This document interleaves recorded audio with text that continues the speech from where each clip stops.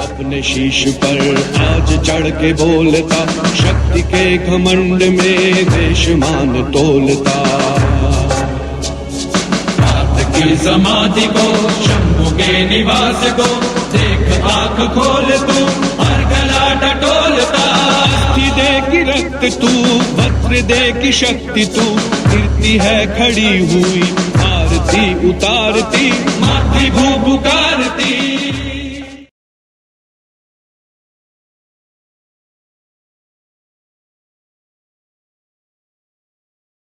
मत कहो इसे काला पानी, इसके कण कण में लिखी है गाथा बलिदानी। काला पानी एक ऐसा अध्याय जो दरबारी इतिहासकारों के लिए हमेशा सौतेला रहा है। काला पानी एक ऐसी सजा जिसको गीत गाती आजादी की पुस्तकों में एक पन्ना तक नसीब नहीं हुआ। आजादी में चरखों का योगदान लिखने वाली कलमों ने कभी कोल्हू में जुटे हुए वीरों की सुध नहीं ली।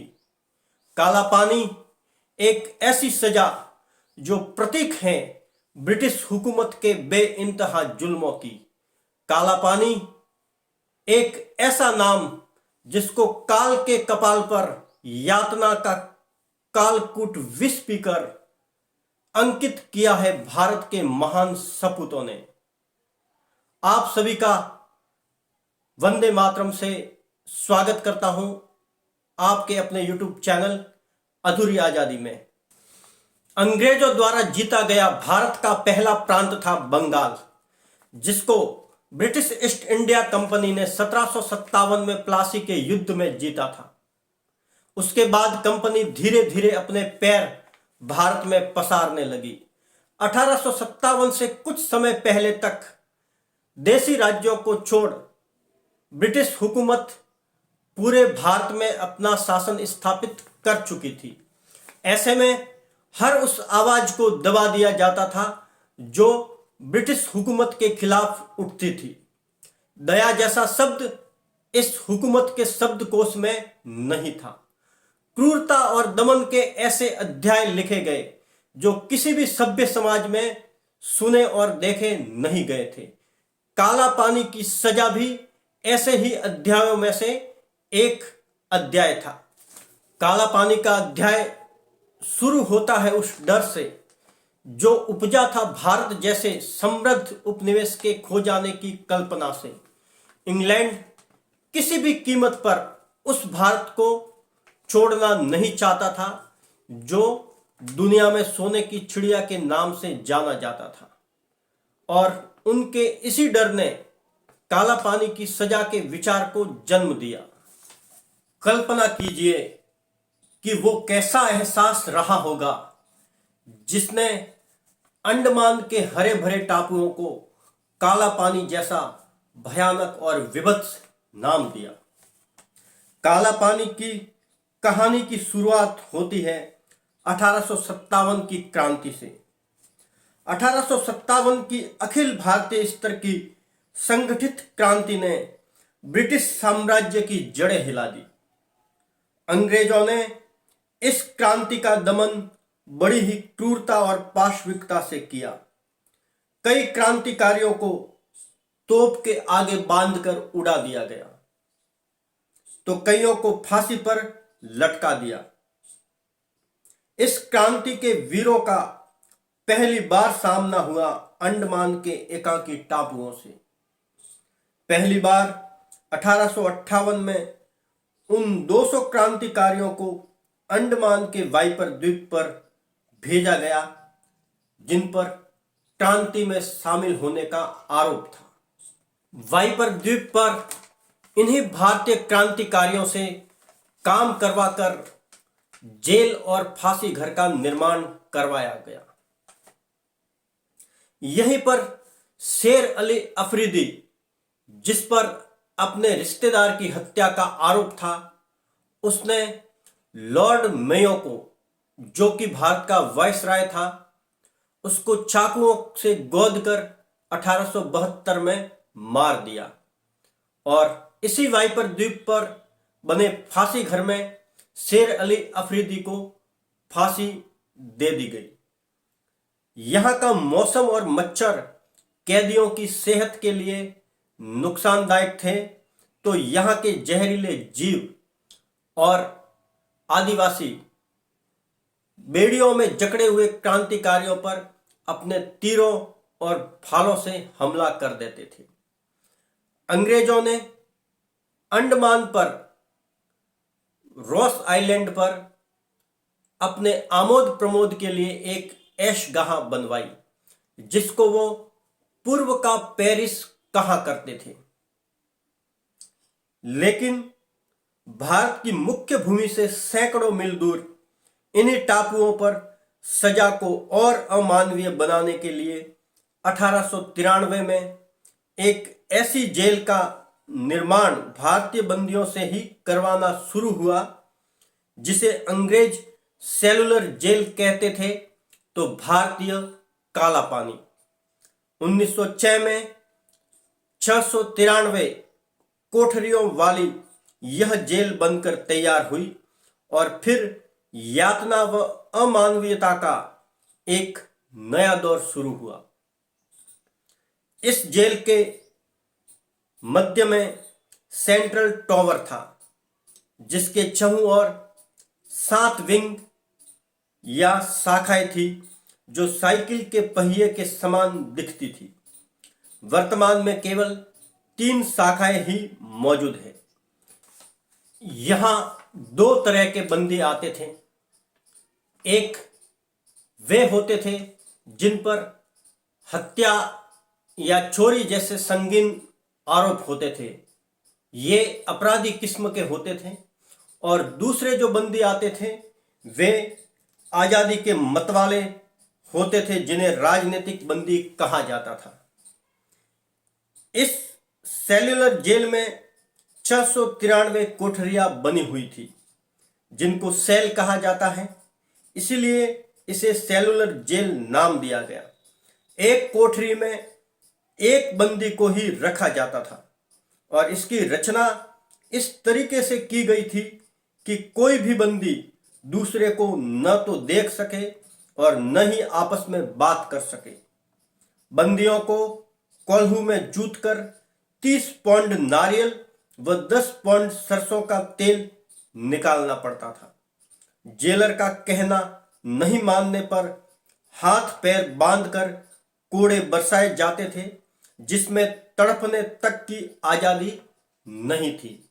एक सजा होती थी दीवार पर बांधकर सलीब की तरह लटका दिया जाता था, और यह सजा कई घंटों से लेकर कई दिनों तक होती थी। आजादी के नारे आज के उच्च शिक्षण संस्थानों में पढ़ने वालों के लिए मन बहलाने के साधन हो सकते हैं, लेकिन इन क्रांतिकारियों के लिए इन नारों के मायने थे मौत तक जाना। यहाँ की जिंदगी इतनी यातनापूर्ण, नीरस और उबाऊ थी कि बहुत सारे बंदी आत्महत्या कर देते थे या उनका मानसिक संतुलन खो जाता था। शायद इसीलिए इसका नाम काला पानी था। काला पानी शब्द बना है 2 शब्दों से, काला और पानी। यह काला शब्द संस्कृत के काल शब्द से आता है, जो जीवन के अंत का बोध देता है, और पानी इस जेल के चारों ओर हिंद महासागर की विशाल जल राशि का प्रतीक है। काला पानी सजा प्राप्त बंदी और उनके घर वाले यह मान लेते थे कि अब वह कभी भी भारत की मुख्य भूमि पर नहीं लौटेगा। काला पानी सजा प्राप्त क्रांतिकारियों को अंडमान के जंगल साफ करना, दलदल को मिट्टी डालकर भरना और पहाड़ी भूमि को समतल करना होता था। 1864 में वाइपर द्वीप की जेल व फांसी घर तथा बाद में सेलुलर जेल का निर्माण भी इन्हीं बंदियों से करवाया गया। ये सारे काम उन्हें बेड़िया पहने हुए ही करने होते थे, जैसे कि बेड़िया उनके जीवन का अभिन्न हिस्सा हो। बंदियों को लोहे के जंग लगे बर्तनों जिन्हें साफ तक करने की अनुमति नहीं थी, में ऐसा भोजन दिया जाता था जो पशुओं तक के खाने लायक नहीं होता था। उनके शरीर पर बेड़ियों के साथ गले में लोहे की रिंग डाली जाती थी, जिस पर एक बैज लगा होता था। उस पर लिखा होता था कैदी का नाम, सजा का समय और भयानक कैदी। उन्हें साल में सिर्फ एक पत्र लिखने की अनुमति होती थी, जो शायद पत्र कम और अपने जिंदा होने का सबूत घर वालों को भेजना अधिक था। सोच जाने का भी नियत समय था। उसके बाद यदि सोच जाना हो तो अपनी कोठरी में रखे मिट्टी के बर्तन का उपयोग करना होता था।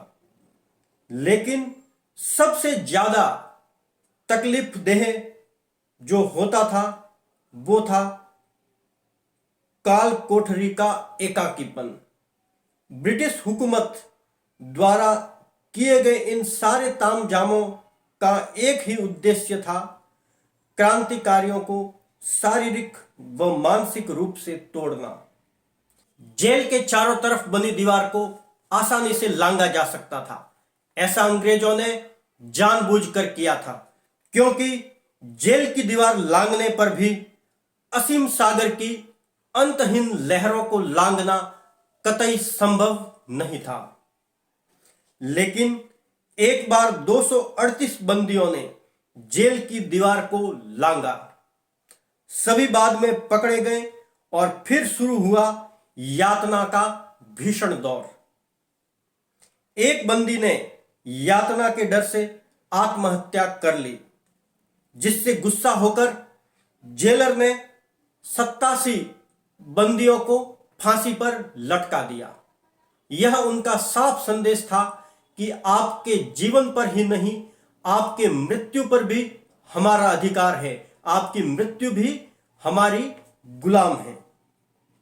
सेलुलर जेल के क्रांतिकारियों की मांग थी कि उनके साथ राजनीतिक बंदियों सा व्यवहार हो, ना कि उन कैदियों जैसा जो किसी हत्या, लूट, अपहरण जैसे भयंकर अपराधों के कारण सजा काट रहे हो। भगत सिंह के साथी महावीर सिंह और अन्य क्रांतिकारियों ने उनके साथ होने वाले दुर्व्यवहार के कारण भूख हड़ताल की, तो अंग्रेजों ने महावीर सिंह को दूध में जहर मिलाकर जबरदस्ती पिला दिया, जिससे उनकी मौत हो गई। अंग्रेजों ने महावीर सिंह की मौत को छिपाने के लिए उनके मृत शरीर को बड़े पत्थर से बांधकर समुद्र में डाल दिया। लेकिन जेल में यह बात फैल गई, जिससे सभी बंदी भूख हड़ताल पर चले गए। इस भूख हड़ताल का शोर भारत की मुख्य भूमि तक पहुंचा, जिसके बाद अंग्रेजों ने सभी बंदियों को भारत की जेलों में स्थानांतरित करना शुरू किया। 1938 में बंदियों का आखिरी जत्था भारत पहुंचा। दुर्भाग्यवश आज हमारे पास ऐसा कोई रिकॉर्ड नहीं है जिससे हमें यह पता चले कि इस जेल में कुल कितने बंदी बंद थे, कितनों को फांसी दी, कितनों को तोप के आगे बांधकर उड़ाया, कितनों ने आत्महत्या की, तो कितनों ने अपना मानसिक संतुलन खोया। फिर भी आज इस जेल की दीवार पर लगी लिस्ट में कुछ नाम दिए गए हैं, जिनमें प्रमुख नाम हैं वीर सावरकर, बटुकेश्वर दत्त, महावीर सिंह, भाई परमानंद, सोहन सिंह आदि। इस जेल की 7 शाखाओं में से आज शेष बची 3 शाखाओं में एक शाखा में गोविंद वल्लभ पंत हॉस्पिटल खोला गया है और बाकी 2 शाखाओं को 1969 में राष्ट्रीय स्मारक घोषित किया गया। सचिंद्रनाथ सान्याल, जिनको 2 बार अलग अलग समय में काला पानी की सजा मिली थी, ने अपनी पुस्तक बंदी जीवन में सेलुलर जेल की यातनाओं का वर्णन किया है। वीर सावरकर ने भी काला पानी नाम से पुस्तक लिखी, जो जीवंत दस्तावेज है ब्रिटिश हुकूमत की अमानवीयता की। दुर्भाग्यवश इन जेलों में युगों समान लगने वाले, जीवन के क्षण क्षण बिताने वाले मां भारती के सपूतों को कोई याद नहीं करता।